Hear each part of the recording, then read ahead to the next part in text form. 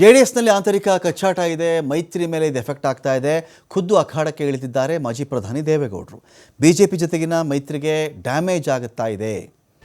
BJP ಜೊತೆಗಿನ ಮೈತ್ರಿಗೆ damage ಅಂತೇಳಿ ಗೌಡರು ಅಲರ್ಟ್ ಆಗಿದ್ದಾರೆ. ಒಂದು ಕಡೆ ಭಿನ್ನಾಭಿಪ್ರಾಯ ಇದೆ, ಇದನ್ನು ಶಮನ ಮಾಡಬೇಕು ಅಂತೇಳಿ ದೇವೇಗೌಡರು ಒಂದು ಪ್ಲಾನನ್ನು ಹಾಕೊಂಡಿದ್ದಾರೆ. JDLP ನಾಯಕತ್ವದ ಬಗ್ಗೆ ಚಿಡಿಕೆಗೆ ದೂರು ಕೂಡ ಬಂದಿದೆ ಶಾಸಕರ ಕಡೆಯಿಂದ. ಇದೇ ಮುಂದುವರೆದು ಬಿಟ್ಟರೆ ಕಷ್ಟ ಆಗುತ್ತೆ ಅಂತೇಳಿ ಅಲರ್ಟ್ ಆಗಿದ್ದಾರೆ ದೇವೇಗೌಡರು.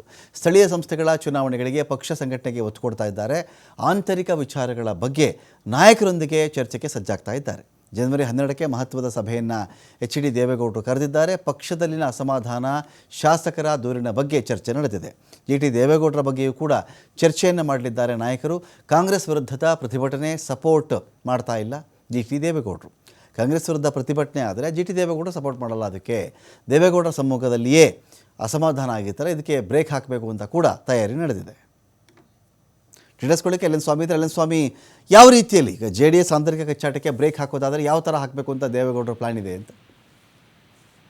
ರಮಕಾಂತ್, ಸದ್ಯ JDS-ನಲ್ಲಿ ಸಾಕಷ್ಟು ಭಿನ್ನಾಭಿಪ್ರಾಯಗಳು ಇರೋದು ಮೇಲ್ನೋಟಕ್ಕೆ ಸಾಬೀತಾಗ್ತಾ ಇದೆ. ಒಂದು ಕಡೆ ಆ ಶಾಸಕರು ಕೂಡ ಒಮ್ಮತವಾಗಿ ಸದನದಲ್ಲಿ ಹೋರಾಟ ಮಾಡಲಿಲ್ಲ. ಬಿಜೆಪಿ ಜೊತೆ ಮೈತ್ರಿ ವಿಚಾರಕ್ಕೆ ಸಂಬಂಧಪಟ್ಟಂತೆ ಬಿಜೆಪಿ ಜೊತೆ ಸೇರು ಕೂಡ ಸರ್ಕಾರದ ವಿರುದ್ಧ ಹೋರಾಟ ಮಾಡಲಿಲ್ಲ ಎಂಬ ವಿಚಾರಗಳು ಸದ್ಯ ಚರ್ಚೆ ಆಗ್ತಾ ಇರುತ್ತದೆ. ಜೊತೆಗೆ JDLP ನಾಯಕತ್ವದ ಬಗ್ಗೆಯೂ ಕೇಂದ್ರ ಸಚಿವ ಕುಮಾರಸ್ವಾಮಿಗೆ ಕೆಲವು ಶಾಸಕರು ದೂರನ್ನ ಸಲ್ಲಿಸಿದ್ರು.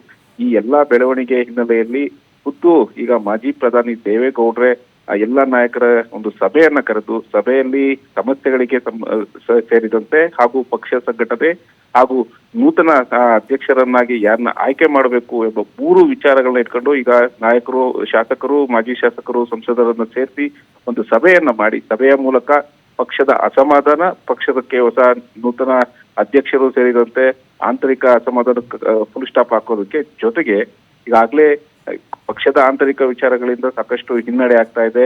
ಜೊತೆಗೆ ಬಿಜೆಪಿ ಜೊತೆ ಸರ್ಕಾರದ ವಿರುದ್ಧ ಹೋರಾಟ ಮಾಡಲಿಕ್ಕೂ ಹಿನ್ನಡೆ ಆಗ್ತಾ ಇದೆ. ಒಂದು ಕಡೆ ಪಕ್ಷದಲ್ಲಿನ ಹಿರಿಯ ಶಾಸಕರಾದ ದೇವೇಗೌಡರು ಪಕ್ಷದಿಂದ ಅಂತರವನ್ನ ಕಾಪಾಡ್ಕೊಳ್ತಾ ಇದ್ದಾರೆ. ಯಾವುದೇ ಕಾರ್ಯಕ್ರಮಗಳಲ್ಲಿ ಭಾಗವಹಿಸ್ತಾ ಇಲ್ಲ. ಸಮರ್ಪಕವಾಗಿ ಚಳಿಗಾಲದ ಅಧಿವೇಶನದಲ್ಲೂ ಪಕ್ಷದ ಪರ ನಿಂತು ಮಾತಾಡಿಲ್ಲ ಎಂಬ ದೂರುಗಳು ಕೂಡ ಈಗ ಇರುವಂತದ್ದು. ಹಾಗಾಗಿ ಅವರ ಮುಂದಿನ ನಡೆ, ರಾಜಕೀಯ ನಡೆ, ಹೀಗೆ ಈ ಎಲ್ಲಾ ವಿಚಾರಗಳಿಗೆ ಸಂಬಂಧಪಟ್ಟಂತೆ ಎಲ್ಲದಕ್ಕೂ ಫುಲ್ ಸ್ಟಾಪ್ ಹಾಕೋದಕ್ಕೆ ಸ್ವತಃ ಈಗ ಮಾಜಿ ಪ್ರಧಾನಿ ದೇವೇಗೌಡ್ರೆ ಅಖಾಡಕ್ಕಿಳಿದು ಪಕ್ಷದ ಒಂದು ಆಂತರಿಕ ಭಿನ್ನಾಭಿಪ್ರಾಯವನ್ನ ಸರಿ ಮಾಡೋದಕ್ಕೆ ಮುಂದಾಗಿರುವಂತದ್ದು. Ramakant, thank you Swami.